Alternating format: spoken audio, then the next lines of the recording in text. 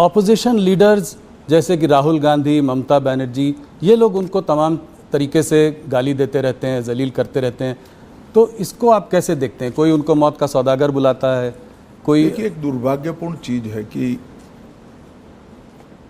राजनीति सिद्धांतों की जगह व्यक्तिगत बातों पर ले जाने का प्रयास हुआ है। और राजनीति में जिस प्रकार की भाषा का प्रयोग होता है, मैं नहीं मानता वो हमारी डेमोक्रेटिक व्यवस्था को पुष्ट करेगी। लोकतांत्रिक व्यवस्था में स्तर विहीन राजनीति एक दीमक के समान होती है, जो लोकतांत्रिक व्यवस्था की जड़ों को खा जाती है। और मैं तो आपके कार्यक्रम के माध्यम से देश की जनता को यही अपील करना चाहता हूं कि ऐसी भाषा का जो प्रयोग करते हैं, इस प्रकार की राजनीति को जो बल देते हैं, ऐसे लोगों ने जनता ने दंड देना चाहिए। किसी भी व्यक्ति का भ्रष्ट आचरण हो तो वो उसकी व्यक्तिगत बात नहीं बनती है, सार्वजनिक होती है। उसके भ्रष्टाचार को उजागर करना वो विपक्ष का जिम्मेदारी भी है, परंतु चूंकि भ्रष्टाचार नहीं मिलता है, इसलिए स्तर बगैर की बातों को करना, गलत शब्द प्रयोग करना, जो भी आप बता रहे थे, और वहां तक कि मोदी जी की स्वर्गीय माता जी के लिए अपशब्द बोल देना, ये हमारी देश की लोकतांत्रिक राजनीति को पुष्ट नहीं करेगा। और मैं देश की जनता को जरूर कहना चाहूंगा कि ऐसे लोगों को दंडित करना चाहिए चुनाव के माध्यम से। पार्लियामेंट देश की सबसे बड़ी पंचायत है।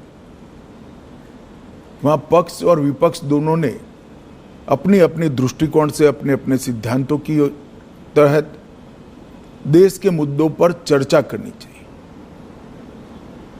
चर्चा करने से के लिए इससे बड़ा कोई मंच है नहीं। आप पहले दिन से ही पार्लियामेंट को बिखेर देने का प्रयास करोगे और वंदे मातरम होगा तब तक बिखेरते रहोगे, और फिर कहोगे कि हमें बोलने नहीं देते हैं। बोलने का समय स्पीकर साहब देंगे तो आप वॉकआउट कर जाओगे।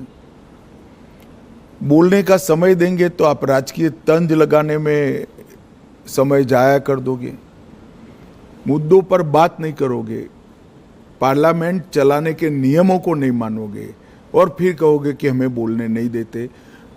तो पार्लियामेंट फ्रीस्टाइल तरीके से नहीं चल सकती।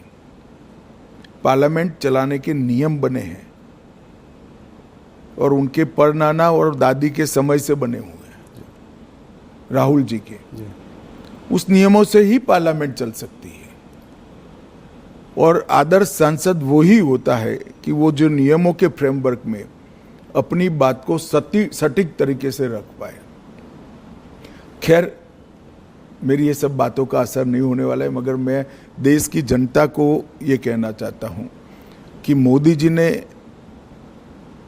Multi party parliamentary democratic system को पुष्ट करने के लिए हमेशा आग्रह रखा है कि संसदीय शुचिता और पार्लियामेंट्री डिसिप्लिन, ये दोनों का पालन किया जाना चाहिए।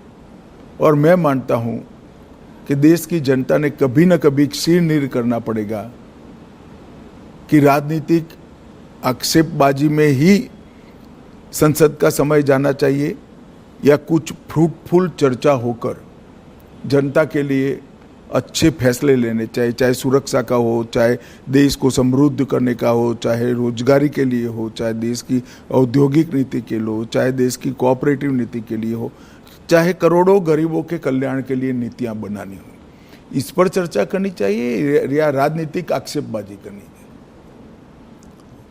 और मुझे तो आश्चर्य हो रहा है, हम भी ऑपोजिशन में से 10 साल थे, पहले 1-2 दिन विरोध करते थे मुद्दों को उजागर करने के लिए, फिर चर्चा करते थे, और अगर फिर भी चर्चा के बाद सरकार नहीं मानती थी तो हम कोर्ट में जाते थे कि भ्रष्टाचार है, इसका जांच किया जाए। और कोर्ट ने कई जगह हमारी मांग पर जांच अपॉइंट की थी, जिसकी हाय तौबा वो आज भी कर रहे हैं, मगर ये कहीं नहीं जाते। कोई कॉन्स्टिट्यूशनल फोरम के अंदर डिबेट करना ही नहीं चाहते, वो रोड पर ही करना चाहते हैं। और मुझे लगता है इसीलिए जनता ने शायद उनको रोड पर ही रखा है। अमित जी, वैसे तो आपके 11 साल की सरकार में बहुत अचीवमेंट्स हैं, पर मैं कुछ चीज़ों पे बात करना चाहूँगा। वैसे तो बहुत समय लग जाएगा, सब पे बात करेंगे। धारा 370 को ख़त्म करना, इसके पीछे कुछ बताएं, कैसे ये हुआ, कैसे संभव हुआ, मोदी जी का क्या रोल था? आपकी देखिए बहुत भाई, अहम भूमिका कैसे थी। हुआ तो पूरी दुनिया जानती जी। है। क्यों किया का जवाब ये है कि हमारी पार्टी तो जब से धारा 370 बनी तब से विरोध कर रहे हैं। जी। भारतीय जनसंघ के पहले अध्यक्ष श्यामा प्रसाद मुखर्जी का जीवन ही धारा 370 समाप्त करने के लिए, मगर आज तक न भाजपा के साथ पर्याप्त बहुमत था, न दृढ़ इच्छा शक्ति से निर्णय हुआ था। मोदी जी जब दूसरी बार 2/3 बहुमत के साथ प्रधानमंत्री बने, तब पहले ही सत्र में धारा 370 को समाप्त कर दिया। और मैं मानता हूं मोदी सरकार के 11 साल में देश को सुरक्षित करने के लिए, आतंकवाद को कंट्रोल करने के लिए और दुनिया भर में कश्मीर हमारा है ये संदेश भेजने के लिए नरेंद्र मोदी जी का ये कदम बहुत महत्वपूर्ण है। और कई सदियों तक देश की जनता इसको याद करेगी।